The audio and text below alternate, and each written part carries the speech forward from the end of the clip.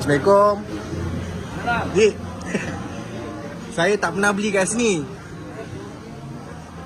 Recommend sikit dik, kopi apa ada? Alamak, awak tak ada ini. Kenapa? Kopi dah habis.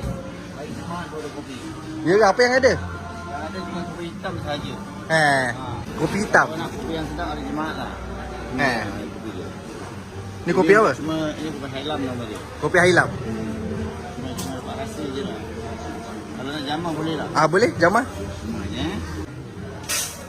Ni macam mana kira? Macam mana kira? Ini RM250, RM2. Buat setengah. Okey, bagi try dulu. Okey, baik. Okey. Ini untuk minum juga. Cik, saya rekod sikit tak apa Rekod video sikit tak apa Kopi Hailam Ini nama dia kopi Hailam. Dia kita dapat kurasi je. Oh.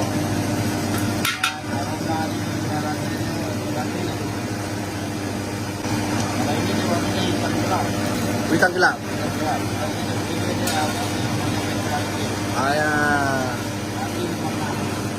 Nanti saya datang balik hari Jumaat. Ini dah lama ni ke? Dah lama ni ke?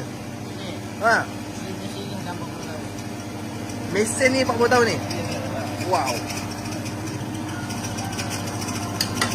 Cik umur berapa dah? Umur berapa dah? 56. 66. Nampak kuat lagi Lepas ni dah tak tahulah. Jangan sini. Bila tak menyambung, mungkin kawan-kawan nak menyambung. Ni berapa game Ini 250 game. 250 game. Okey.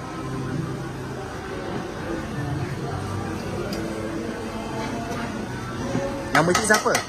Nama siapa? Nama Simon, ini bagi Wakmon je. Oh, Wakmon.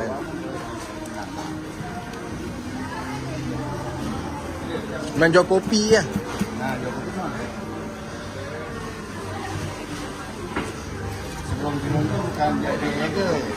Macam mana? Kakak jaga. Oh. 40 tahun sihat lagi ada punya mesin.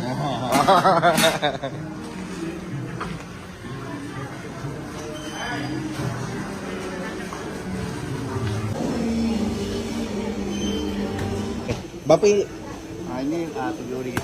RM7. Okey. Duduk belah sikit selalu cik. InsyaAllah. Okey, Assalamualaikum.